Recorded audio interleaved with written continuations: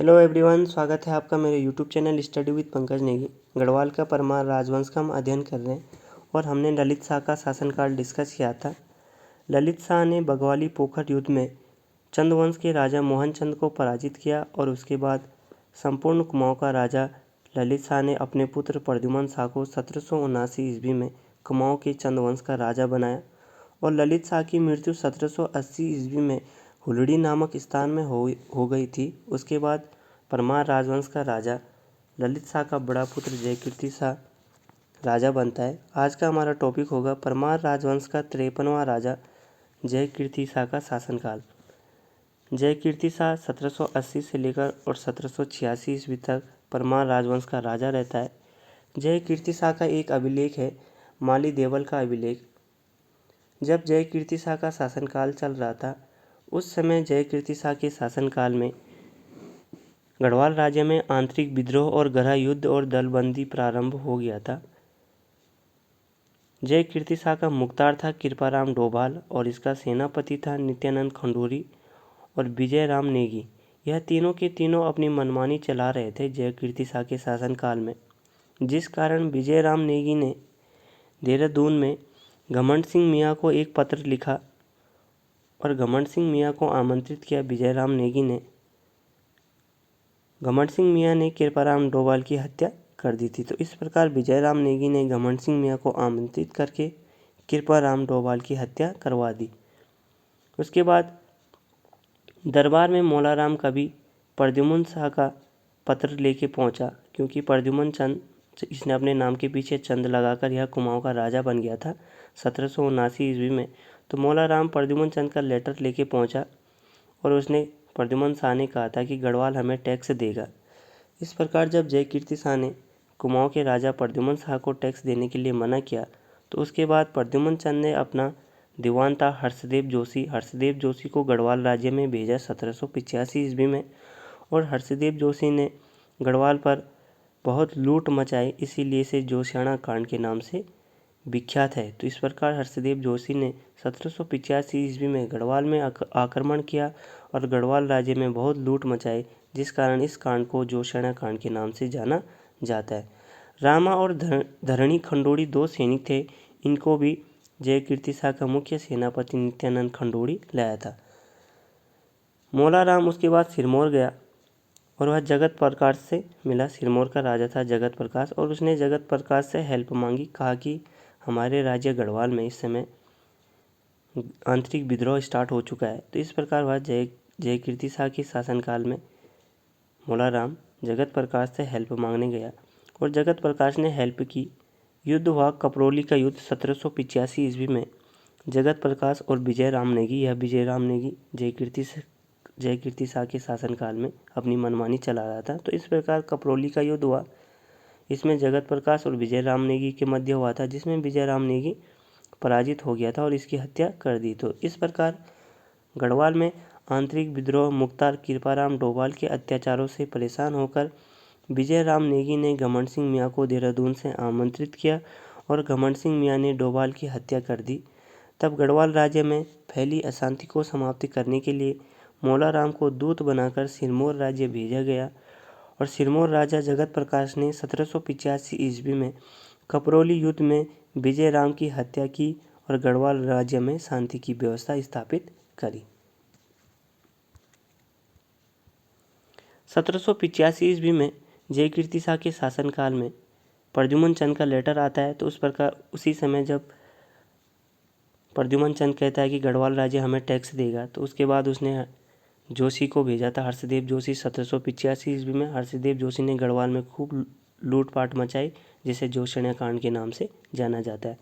इसी समय सिख आक्रमण देहरादून पर स्टार्ट हो गए थे और सिखों ने भी देहरादून में बहुत लूटपाट की और 1783 ईस्वी में देहरादून में सिखों का आक्रमण और लूटपाट लगातार रहा, जिस कारण सिखों को राखी नामक 1783 ईस्वी में जब देहरादून पर सिखों का आक्रमण हुआ तो उसके बाद जयकीर्ति शाह ने सिखों को राखी नामक टैक्स देना स्वीकार किया, जो उपज का 1/5 भाग होता था। तो इस प्रकार गढ़वाल के राजा जयकीर्ति शाह ने सिख आक्रमण से बचने के लिए सिखों को राखी नामक कर देना स्वीकार किया। यह उपज का 1/5 भाग होता था। इसी समय उसका भाई पराक्रम शाह भी परेशान कर रहा था जयकीर्ति शाह को। तो इस प्रकार 1786 ईस्वी में गुलाम कादिर द्वारा देहरादून पर अटैक किया गया। यह रोहिला आक्रमण था और इस आक्रमण को रक्त रंजित क्रांति के नाम से जाना जाता है। 1786 से लेकर और 1796 ईस्वी तक देहरादून में रोहिलाओं का शासन रहा। उसके बाद जयकीर्ति शाह की मृत्यु हो गई थी रघुनाथ घाट मंदिर में और पराक्रम शाह खुश हुआ कि अब मैं राजा बनूंगा। लेकिन कुमाऊं में चंदवंश का राजा उस समय प्रद्युम्न चंद शासन कर रहा था और इसको पता चला कि अब जयकीर्ति शाह की मृत्यु हो गई है, तो यह तुरंत श्रीनगर आता है। परमार राजवंश की राजधानी थी, श्रीनगर में पहुंचता है 1786 ईस्वी में।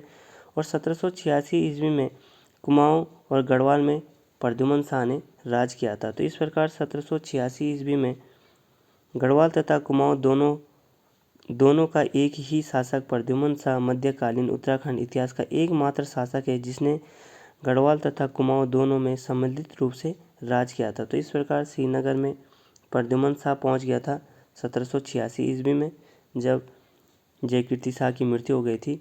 और प्रद्युम्न चंद का दीवान था हर्षदेव जोशी, इसको उसने कुमाऊं में प्रशासक बना रखा था देख देख करने के लिए। लेकिन यह भी प्रद्युम्न शाह के साथ श्रीनगर भाग गया क्योंकि मोहन चंद जो कि ललित शाह से बग्वाली पोखर के युद्ध में हार गया था।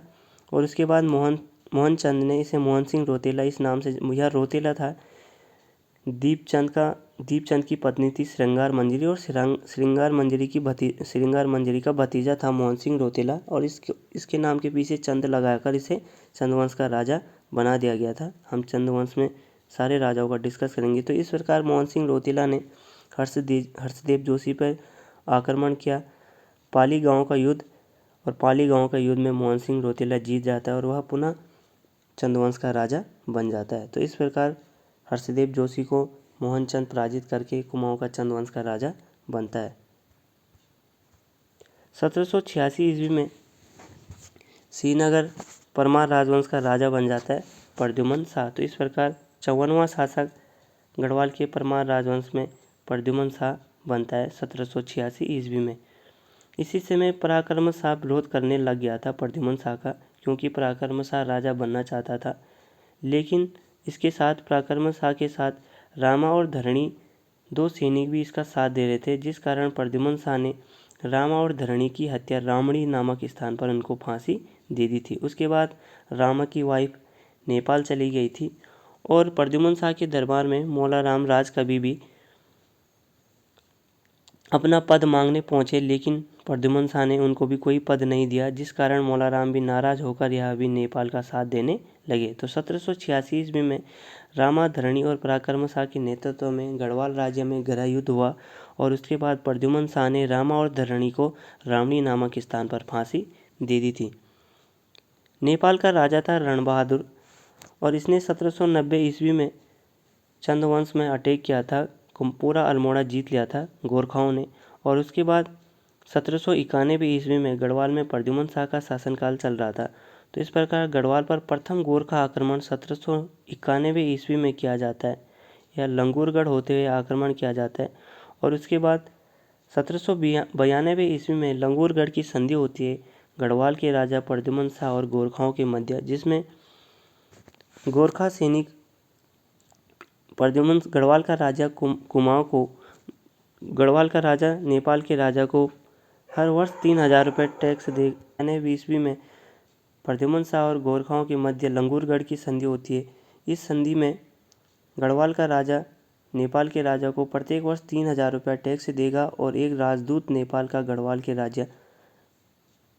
गढ़वाल राज्य की राजधानी श्रीनगर दरबार में रहेगा। तो इस प्रकार लंगूरगढ़ की संधि होती है 1792 ईस्वी में और पराक्रम शाह भी राजा का साथ नहीं दे रहा था। तो इस प्रकार 1794 और 95 ईस्वी में गढ़वाल राज्य में भीषण अकाल पड़ती है।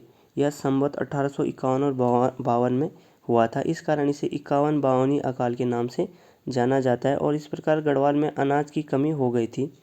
इसी समय अंग्रेज का एक जासूस गढ़वाल राज्य में आया था 1796 ईस्वी में हार्डविक ने गढ़वाल में इस समय अकाल देखा था। प्रद्युमन शाह 1796 ईस्वी में उमेद सिंह देहरादून में था और उमेद सिंह से इसने संधि की। इस प्रकार प्रद्युमन शाह ने 1796 ईस्वी में देहरादून में उमेद सिंह के साथ संधि करके देहरादून को गढ़वाल राज्य में मिलाया था।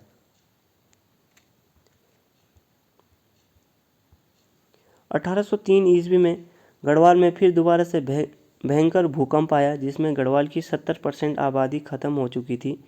यह संवत 1860 में यह भूकंप आया था, इसीलिए इसे 60 साल का भूकंप के नाम से जाना जाता है।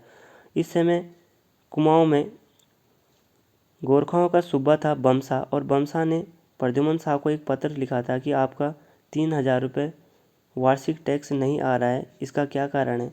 तो क्योंकि गढ़वाल में 1803 में भयंकर भूकंप आ गया था, जिस कारण गढ़वाल की स्थिति बहुत ख़राब हो चुकी थी।